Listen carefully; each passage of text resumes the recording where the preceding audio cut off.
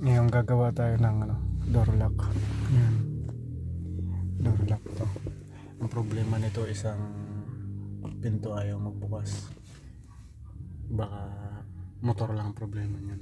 Tapos kakabitan na lang din natin siya ng may remote para hindi na nagsususi. Kaya ayan, testing natin. Lock. Ayan, lock. Yan, naiiwan yan. Unlock. Yan, naiiwan talaga yan. Ayan. Ayan.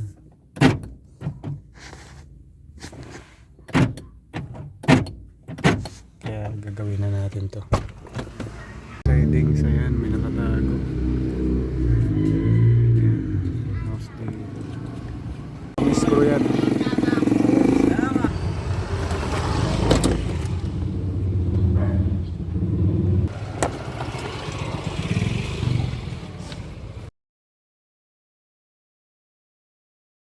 Ginawa natin dito, conversion na lang yan. Nabitan natin ng universal. Yan. Ito yung universal motor. Ngayon, testing na natin. Yan. Bale, ito yung original niyang motor.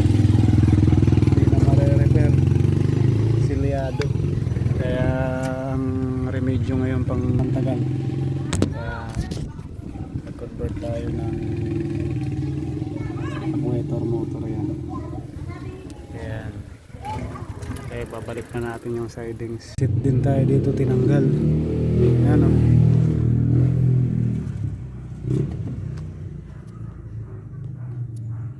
Kaya tinanggal na natin. May dating alarm to yan para bawas kalat.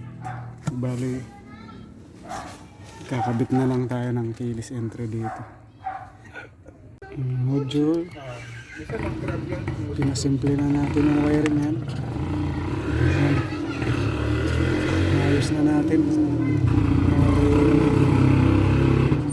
Ito yung pula positive, tapos yung isang pink para sa park light, tapos yung isang pink dinugtungan ko lang yung para sa siren dahil may sirena pa tong nakakabit doon. Gagamitin ko na lang para pag nagpindot may kahit pa paano may tunog.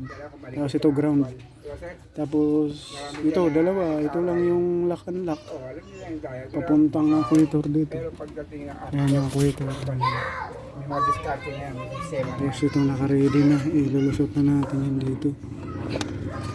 Ayan. Wala nang masyadong pansit dito sa taas.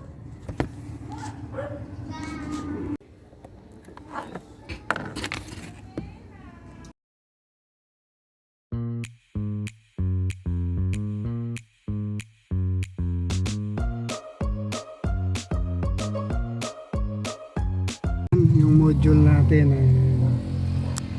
wala masyadong pansit. Yan module natin. Pumunta dito, ayan, supply yan. Tsaka yung sa park light indicator. Tapos dyan, walang shortcut yan. Dito. Okay na.